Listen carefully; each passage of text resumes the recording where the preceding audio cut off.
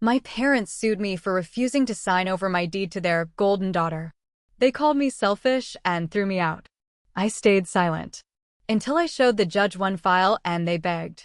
I am 31 years old, and for the last decade, my life has been defined by the fine art of staying out of the way. I work as a freelance digital media manager, which means my hours are long, my screen time is borderline unhealthy, and my income relies entirely on my own relentless grind. 2 years ago, that grind finally paid off. I bought a house. It is not a sprawling mansion or a luxury penthouse. It is a modest, single-story, three-bedroom place in a quiet suburb about 45 minutes outside the city. But to me, it is a fortress. It is the first place I have ever lived where the air does not feel heavy with someone else's expectations. I installed the dark oak floors myself, watching online tutorials until my eyes burned and my knees ached. I painted the walls a soft, warm cream. I furnished it slowly, hunting down second-hand mid-century pieces and hauling them back in the trunk of my beat-up sedan. Every single thing inside these walls belongs to me. It is a sanctuary built on silence, which is the exact opposite of the house I grew up in. Growing up, my childhood home was a theater, and my younger sister, Hazel, was always the star of the show. Hazel is 27 now, but to our parents, Catherine and Edward, she is still the fragile, brilliant prodigy who just needs one more chance, one more break, one more bailout to finally conquer the world. I was the reliable one, the invisible one. The one they only called when the stage caught fire. For years, I paid what I call my survival tax. It was the money I handed over to keep the peace. When Hazel maxed out her first credit card at 21 to buy a designer wardrobe for an internship she quit after 3 days, my parents came to me, weeping about her credit score. I drained my modest savings to pay off the $4,000 balance.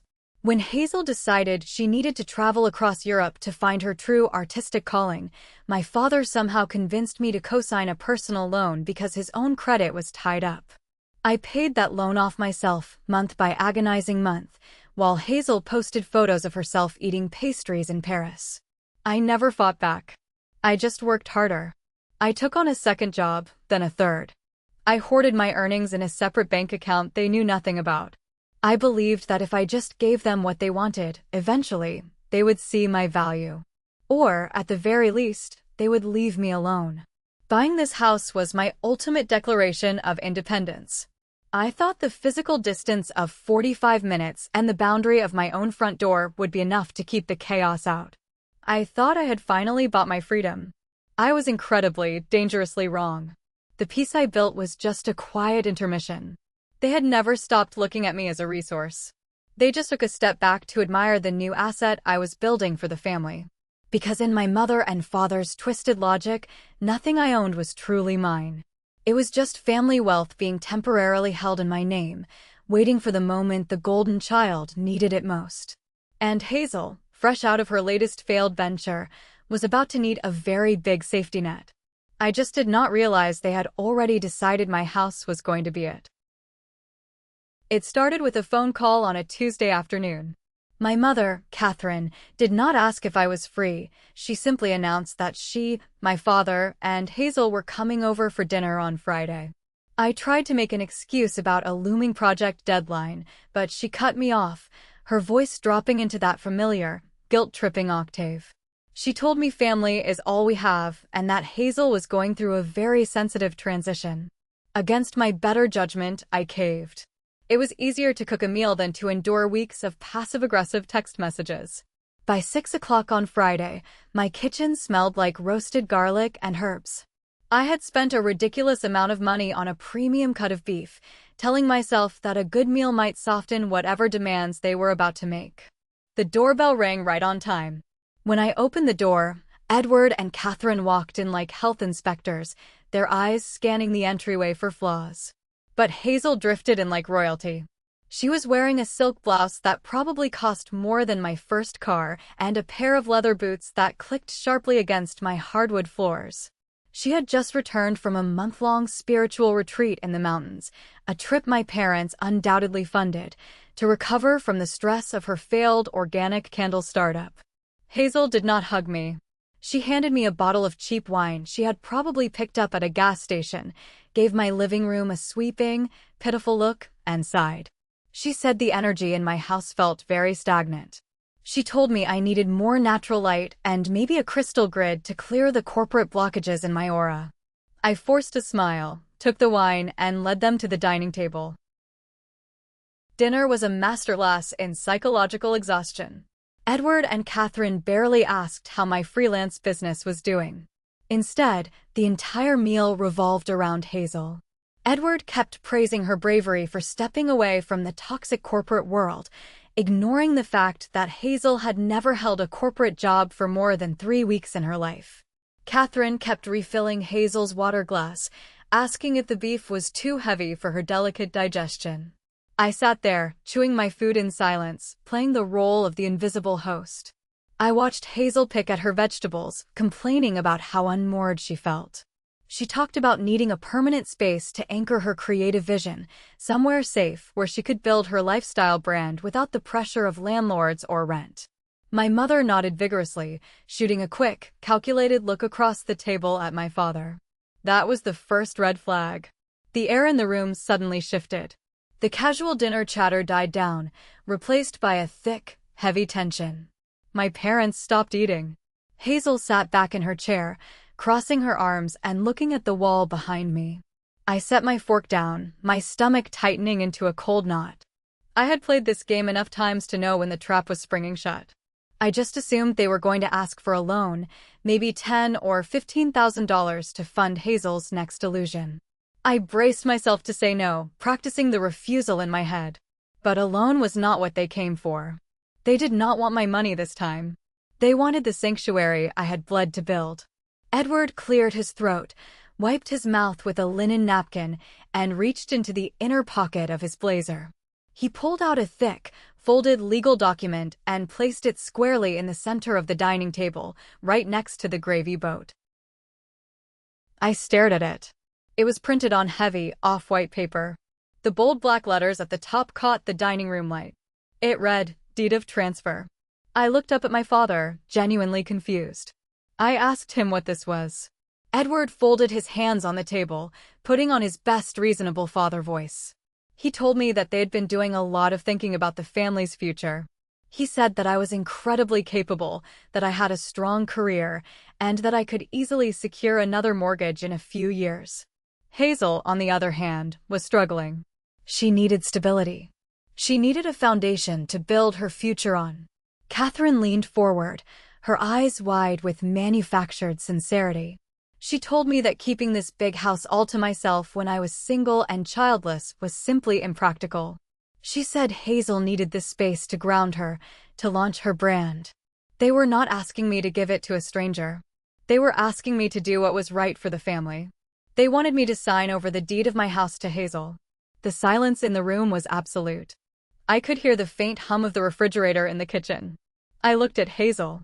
She was examining her manicured nails, looking entirely bored, as if we were discussing passing the salt instead of handing over a property worth hundreds of thousands of dollars.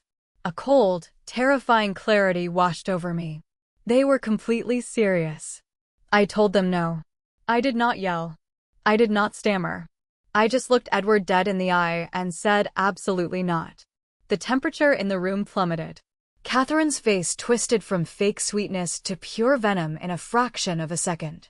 She slammed her hand on the table, rattling the wine glasses. She called me a selfish, ungrateful monster. She screamed that they had raised me, clothed me, and given me life, and this was how I repaid them. She said I had always been jealous of Hazel's light, always trying to hoard everything for myself.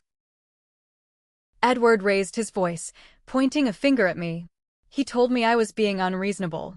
He said I owed this to the family, that I had a moral obligation to protect my sister.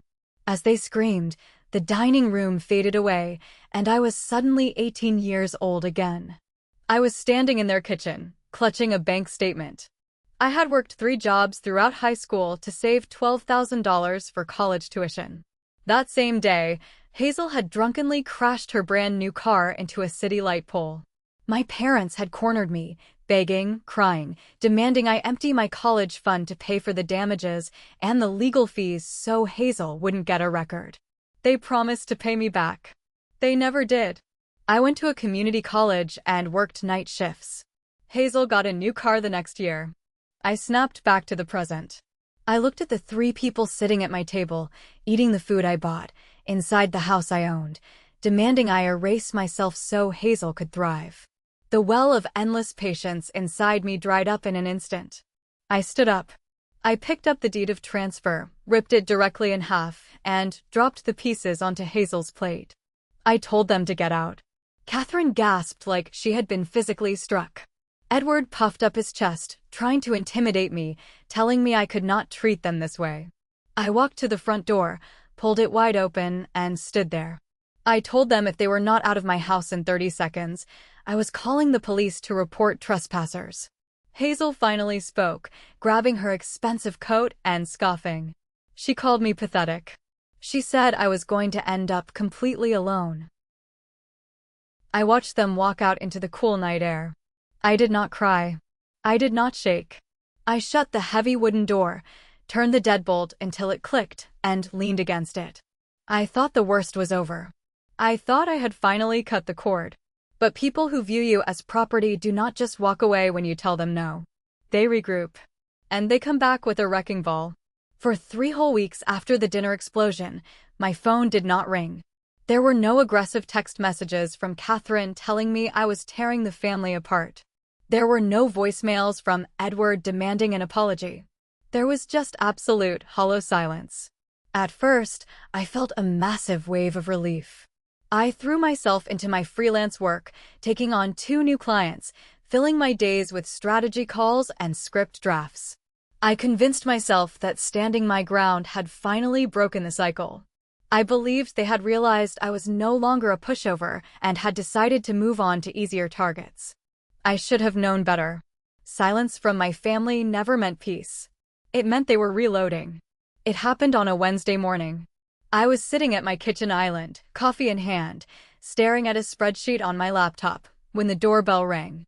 I was not expecting any packages.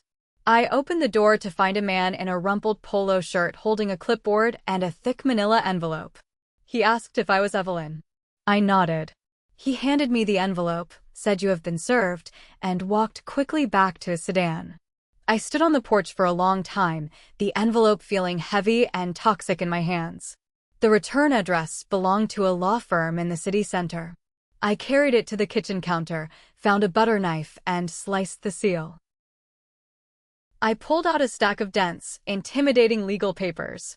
At the top of the first page, the words hit me like a physical punch to the chest. Civil summons.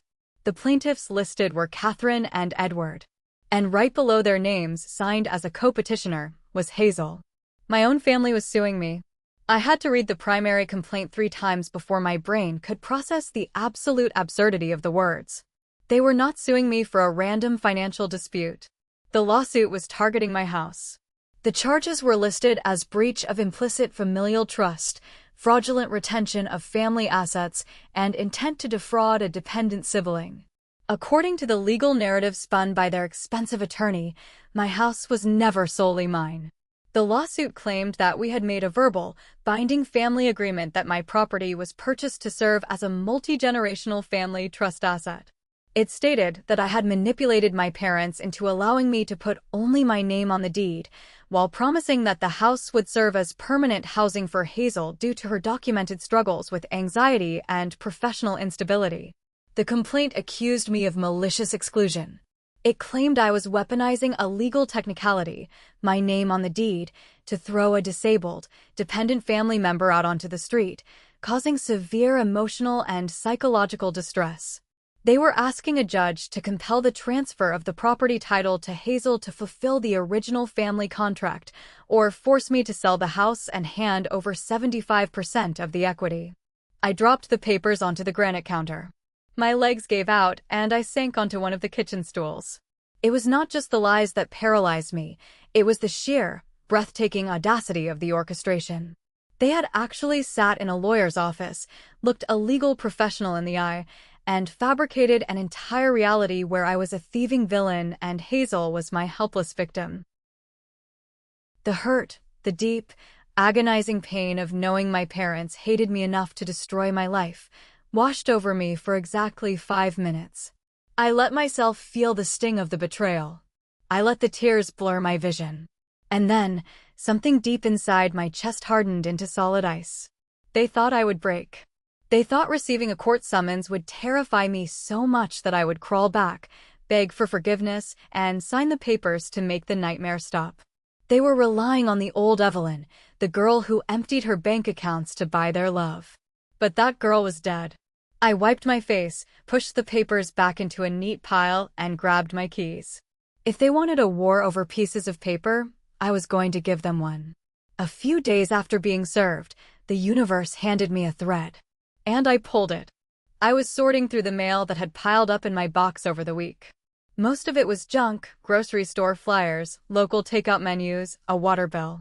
But sandwiched between 2 catalogs was a crisp, white envelope from one of the largest national banks. I flipped it over. The address printed on the front was mine. My street, my house number, my zip code. But the name above the address was not Evelyn. It said Hazel. I stared at it, my heart rate picking up. Hazel had never lived here. She had never received mail here. For a brief second, I tried to rationalize it. Maybe she accidentally auto-filled the wrong shipping address when buying something online. But this was not a retail package. This was official correspondence from a major financial institution. I did not open it. Opening someone else's mail is a federal offense, and I was not about to give their lawyer any ammunition. Instead, I grabbed my purse, drove straight to the local branch of that bank, and marched up to the customer service desk. I placed the unopened envelope on the counter in front of a young, tired-looking teller. I explained that there had been a mistake, that the person listed on the envelope did not live at my address, and I needed it returned to the sender and removed from my property's profile. The teller typed furiously on his keyboard, frowning at his screen. He asked for my identification to verify I was the homeowner. I handed over my driver's license. He cross-referenced it, clicked a few more times, and then looked at me with a mixture of confusion and pity. He told me it was not a mistake. According to their system, Hazel had officially updated her primary residential address to my house exactly 1 month ago. I felt the blood drain from my face. I asked him how that was possible. I told him I owned the property, I lived alone, and I had never authorized anyone to use my address. The teller lowered his voice, leaning in slightly. He explained that to change a primary address for high-level financial accounts, the bank requires proof of residency. He turned his monitor slightly, just enough for me to see a scanned document on the screen. He said that a notarized lease agreement had been submitted to their verification portal. My eyes locked onto the screen. It was a standard, generic lease template downloaded from the internet. It listed Hazel as the tenant and my house as the leased property. The duration of the lease was backdated to 2 years ago, right around the time I bought the house. And at the bottom of the page, supposedly acting as the landlord, was a signature. My signature. Only, it was not mine. It was a sloppy, hurried imitation of my cursive. I could not breathe. This was not just a delusional family demanding my house. This was calculated, premeditated fraud. Hazel and my parents had forged my signature on a legal lease agreement to establish a paper trail. They were manufacturing fake evidence to present to the judge, proving that Hazel had an established, long-term right to reside in my home, validating their claim that I was illegally evicting her. I asked the teller if I could get a copy of the document. He apologized and said he could not print it for me without a subpoena because I was not an authorized user on Hazel's account, despite my name being forged on the paperwork. He advised me to contact the fraud department or my attorney. I walked out of the bank into the bright afternoon sun, but everything felt cold. The sheer scale of their betrayal was staggering. They had not just filed a frivolous lawsuit, they had committed identity theft and forgery. They were perfectly willing to commit a felony to steal my house. I sat in my car, gripping the steering wheel until my knuckles turned white. I realized then that playing defense was no longer an option. They had crossed a line that could not be uncrossed. I pulled out my phone and looked at the contact list. I didn't need to call a family therapist. I needed to call a shark. Before I called an attorney, I needed to look them in the eye one last time. I needed to know, beyond a shadow of a doubt, that there was no shred of morality left in them. I needed to know that the parents who raised me were truly gone. I merged onto the highway, making the 45-minute drive to the suburb where I grew up. The drive felt both agonizingly slow and dangerously fast. My mind was racing, piecing together the timeline. The forged lease was submitted a month ago. That meant they were planning this lawsuit long before they came to my house for that awful dinner. The dinner was just a setup.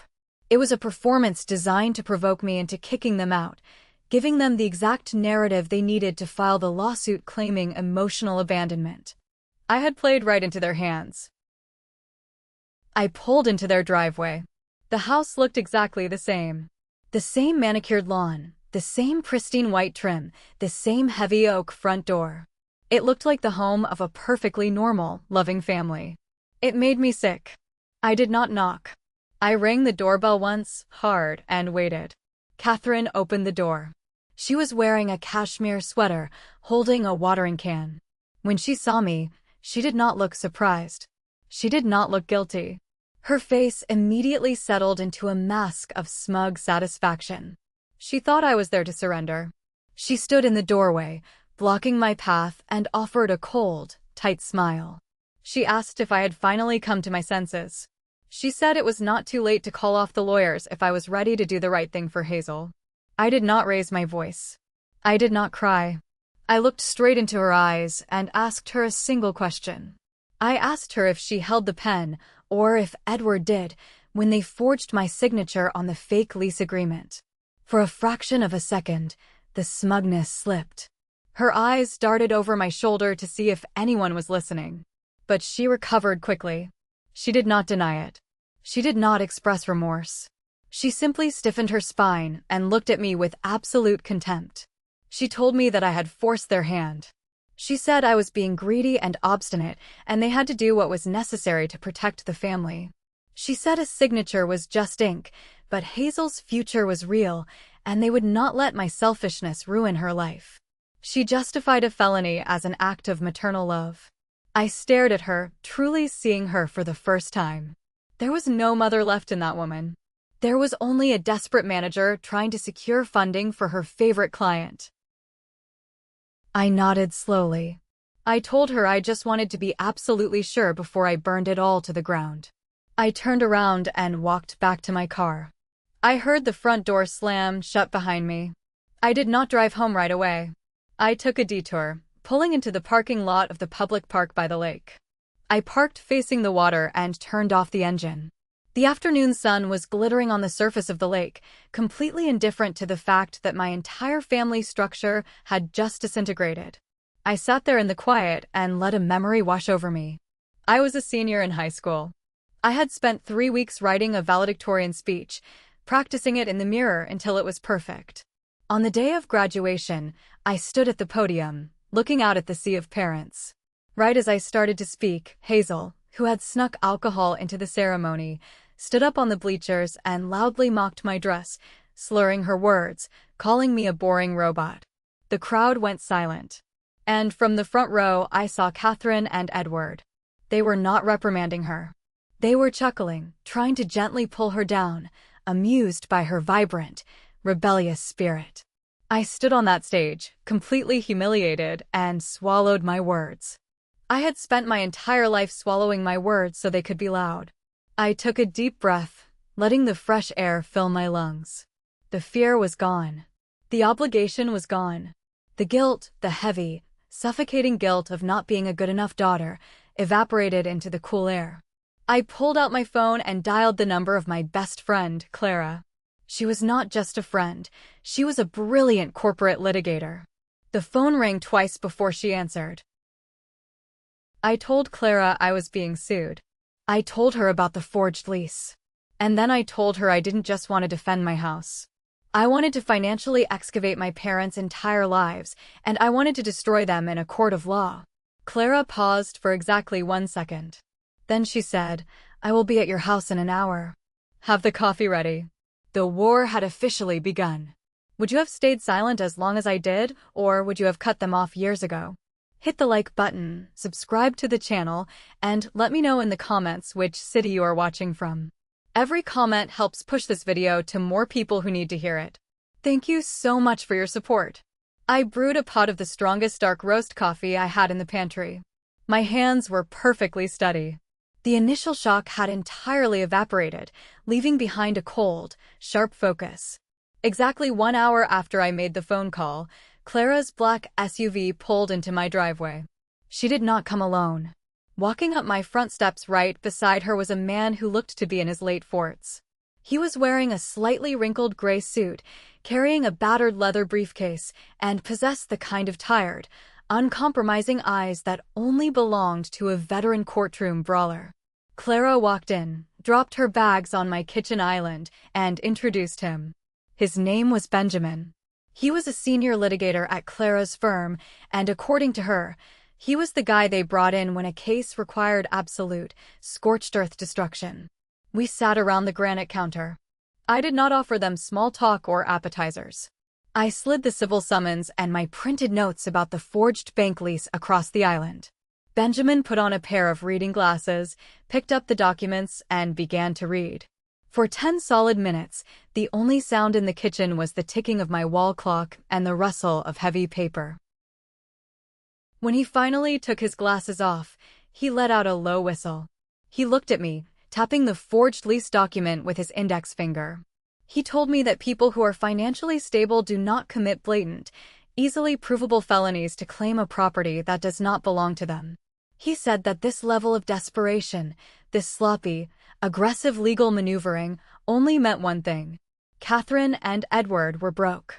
I shook my head, genuinely confused. I told him that was impossible. My father had a decent pension, my mother came from money, and they lived in a very nice, paid-off house. They had always projected an image of perfect upper-middle-class stability. Benjamin leaned forward, clasping his hands together. He explained that people who obsess over projecting wealth are usually the ones drowning in debt to maintain it.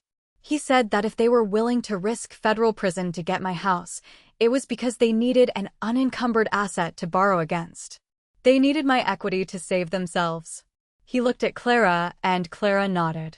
Benjamin told me that we were not just going to defend my property title. We were going to pull their entire financial history apart. We were going to look at every tax return, every bank statement, and every piece of public record we could legally access from the last 5 years.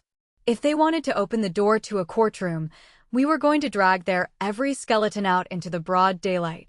I gave them authorization to dig into everything. As they packed up to leave, Benjamin stopped at the door. He told me to lock my credit, put security cameras on my doors, and absolutely under no circumstances speak to my family. The war room was assembled. It was time to hunt. The next 3 days were a blur of nervous energy.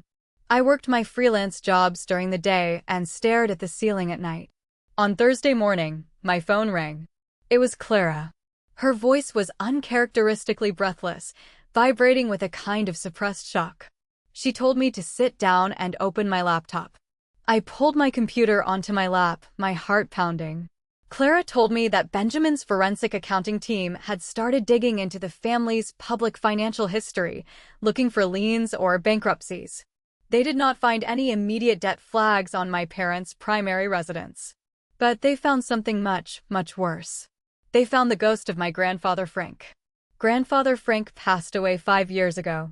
He was a shrewd, hard-working businessman who owned a chain of local hardware stores. When he died, the family gathered in a stiff, uncomfortable lawyer's office for the reading of the will. I was 26 at the time. I was told, very bluntly by the estate attorney, that Frank had left the entirety of his liquid assets to a trust designated solely for Hazel. The reasoning given was that I was already independent and capable, while Hazel needed the financial support to secure her future. It stung terribly, but I accepted it. I never questioned it. Clara told me to look at the PDF she just emailed me. I opened it. It was a digital copy of the probate records. Clara guided me through the document. She explained that Benjamin's team had pulled the digital metadata of the trust filing. The document that was submitted to the court, the one that completely excluded me and left everything to Hazel, had a digital signature timestamp. It was dated exactly 3 weeks after Grandfather Frank's funeral. I stared at the screen, my brain struggling to process the information. I asked her what that meant. Clara's voice was dead serious. She said it meant the trust was amended after he died. She told me to look at the name of the paralegal who filed the digital amendment. I scrolled down to the bottom of the page. The name was printed clearly. It was a junior paralegal working for a mid-sized firm in the city. Then, Clara dropped the hammer. She said that the paralegal who altered that document 5 years ago currently works for the exact same law firm that is representing Hazel and my parents in their lawsuit against me right now. The air left my lungs. The room spun. It was not a coincidence.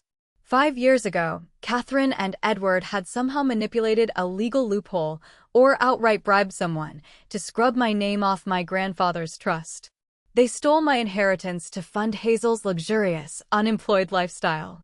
And now, 5 years later, they were using the exact same legal connections to try and steal my house. I closed my laptop, my hands trembling violently. For a decade, I had blamed myself for not being lovable enough.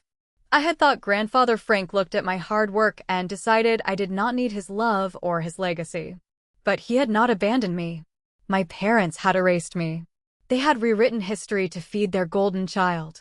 A cold, absolute fury settled into my bones. Digital metadata was a great starting point, but Benjamin made it very clear that if we were going to accuse my parents and a law firm of estate fraud, we needed physical, undeniable proof. We needed the original documents. I spent hours racking my brain, trying to remember everything about the weeks following Grandfather Frank's death. Then, a name popped into my head. Donna. Donna was Frank's loyal secretary. She had worked the front desk of his main hardware store for 30 years. She was a sharp, no-nonsense woman who used to sneak me peppermint candies when my parents were not looking. After Frank died, the stores were sold, and Donna quietly retired.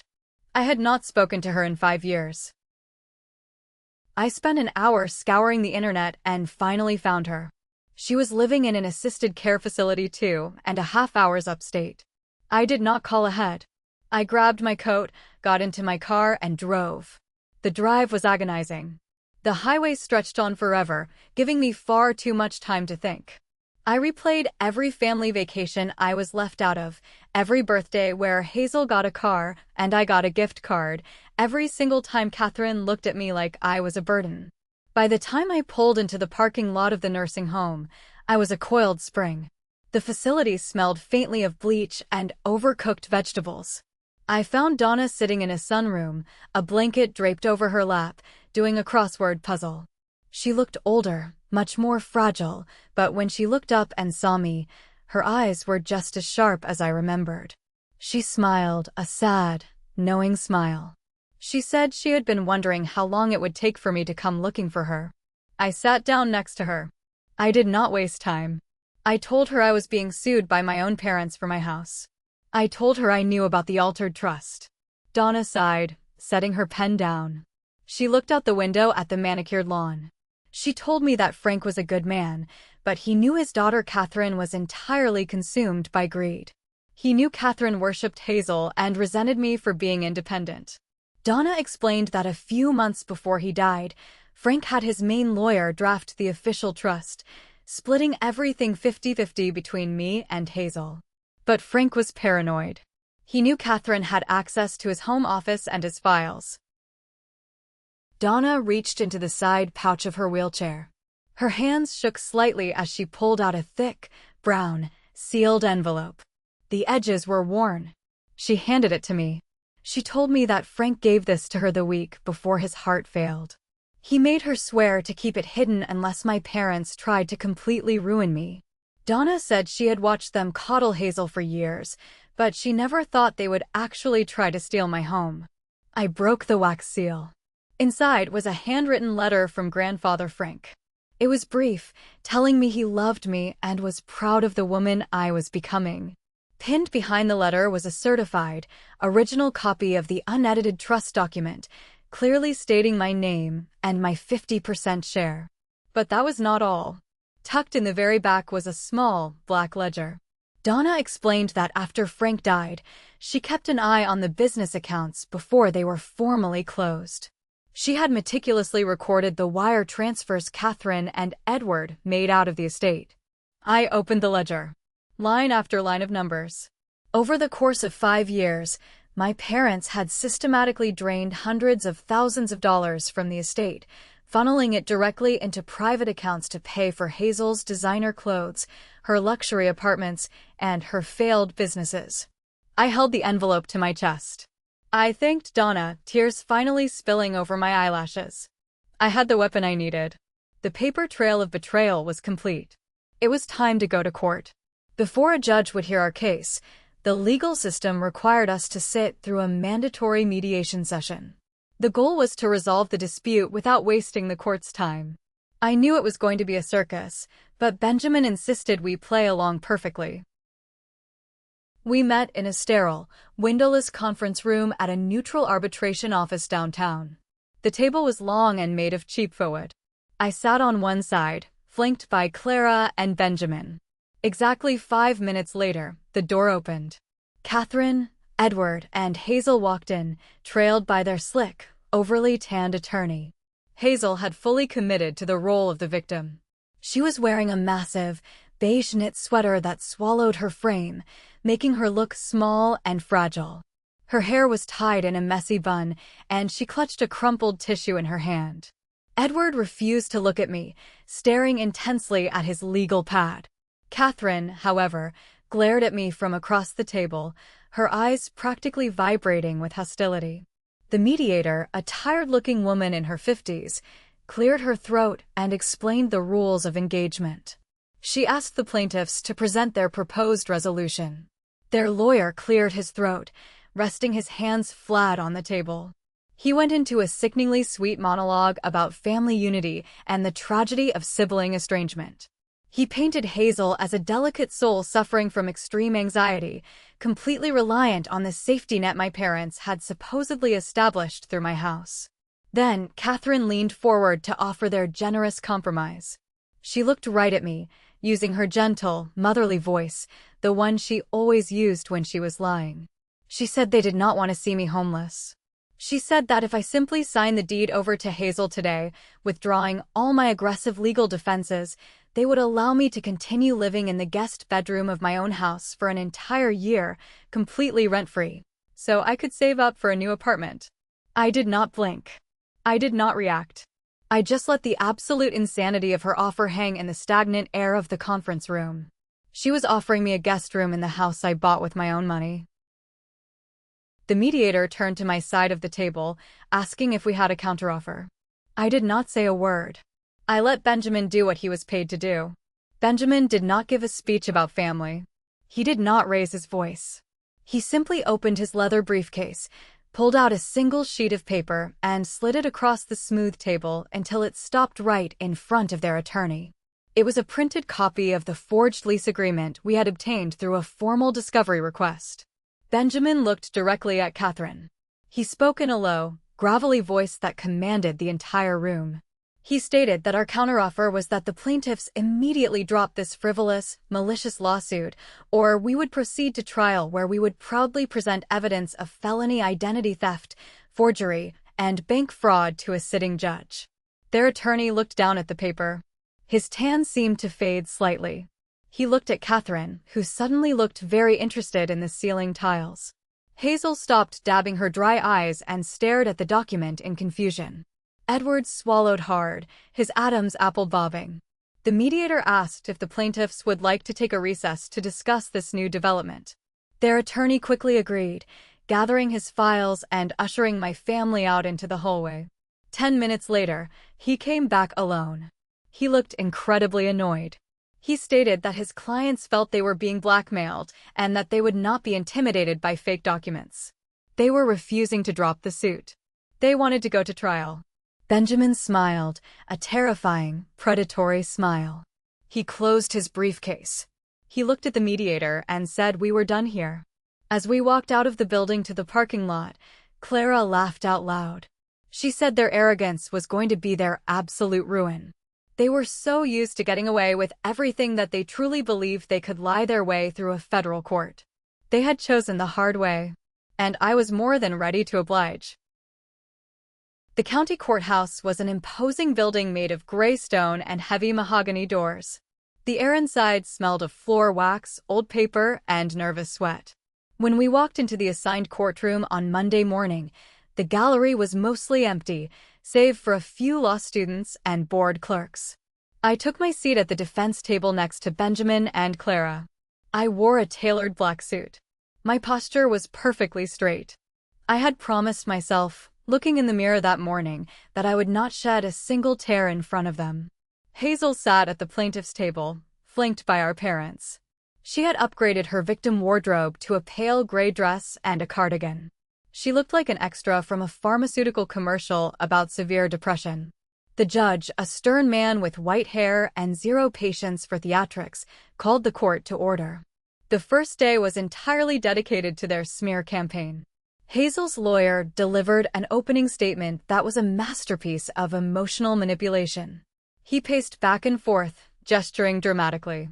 He described me as a cold, calculating, corporate sociopath who cared more about property values than human lives.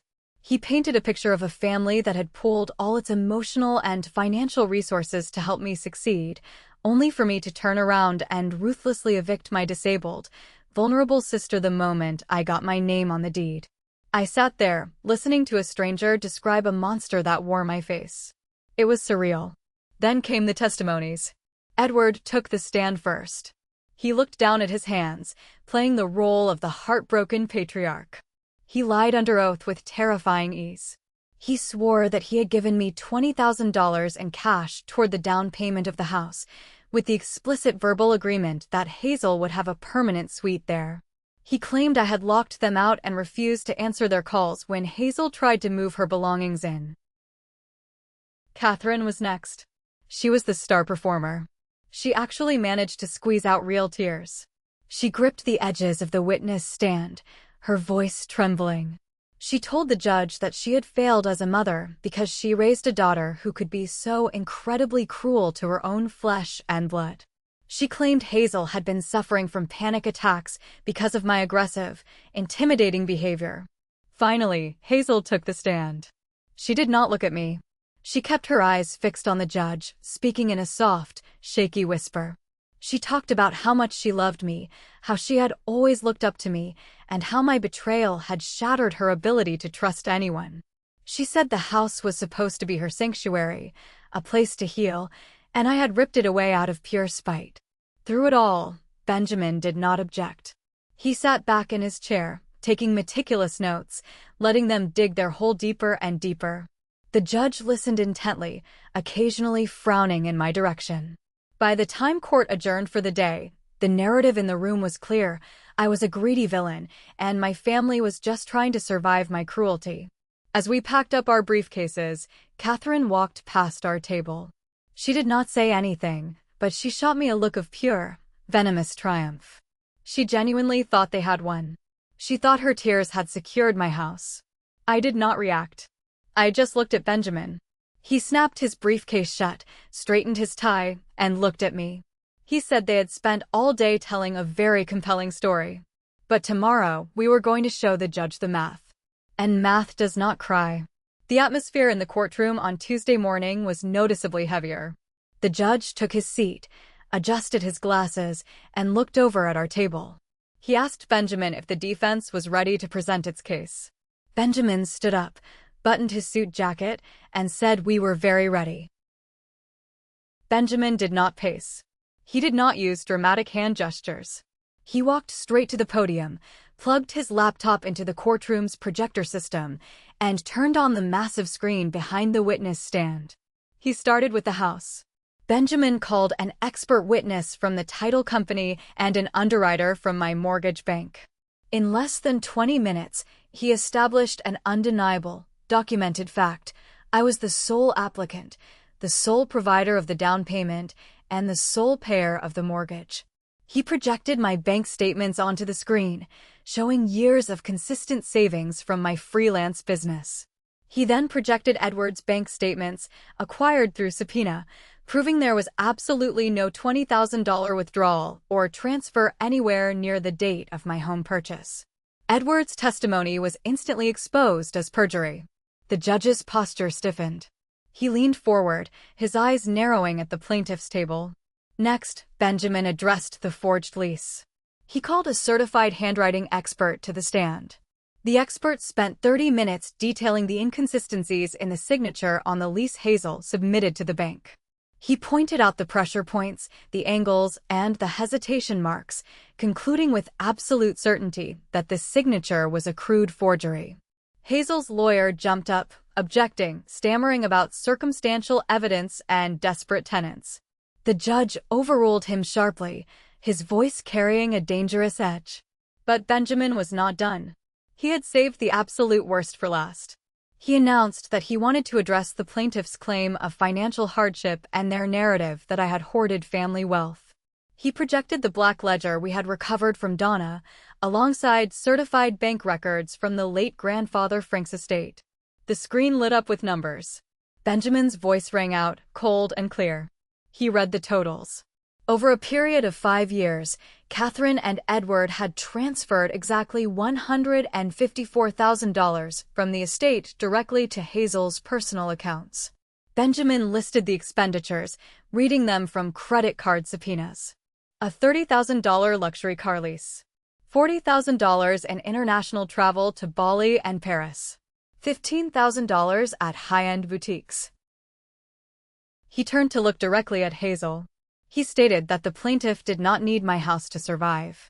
She had consumed over $150,000 of family wealth to fund a luxury lifestyle, while I had received absolutely $0 Then, Benjamin pulled out the original trust document with the intact wax seal and the digital metadata report from the probate court.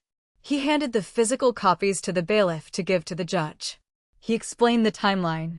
He showed how the digital trust had been altered 3 weeks after death, erasing my name, by a paralegal working for the very firm currently representing the plaintiffs. The courtroom was dead silent.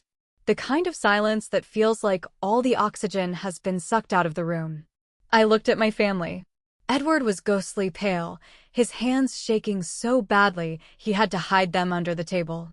Catherine was staring blankly ahead, her mouth slightly open, the realization of her absolute ruin finally crashing down on her. Hazel looked terrified. She was frantically whispering to her lawyer, pulling at his sleeve, but her lawyer was staring at the judge, realizing his career was suddenly in jeopardy. The judge flipped through the documents, his face turning an angry shade of red.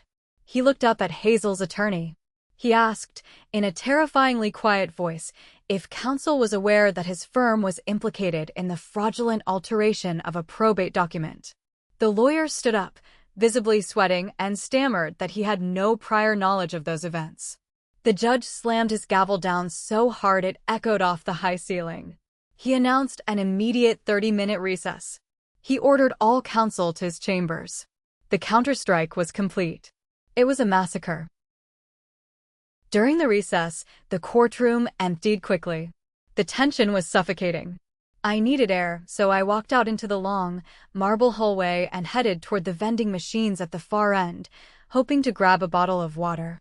As I approached the alcove where the restrooms were located, I heard hushed, frantic voices. I stopped, pressing myself against the stone wall. It was Hazel and Catherine. Hazel was hyperventilating, her voice a sharp, panicky hiss. She told Catherine that they were going to go to jail. She screamed that she never even wanted the stupid house in the suburbs. She said Catherine had promised her that suing me would force a cash settlement so she could move to Los Angeles. Catherine hissed back, telling her to shut up and keep her voice down.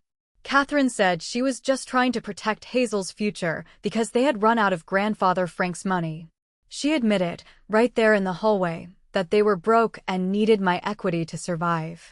I pulled my phone out of my pocket, hit record, and captured the last 30 seconds of their argument. I didn't even need it for the trial, but I wanted it. I wanted the audio of their absolute desperation. When court reconvened, the judge did not even bother asking for closing arguments. He took his seat, looked directly at my parents and sister, and delivered a ruling that felt like a guillotine dropping. He stated that in his 20 years on the bench, he had rarely seen a case so entirely built on malicious fraud, perjury, and grotesque entitlement.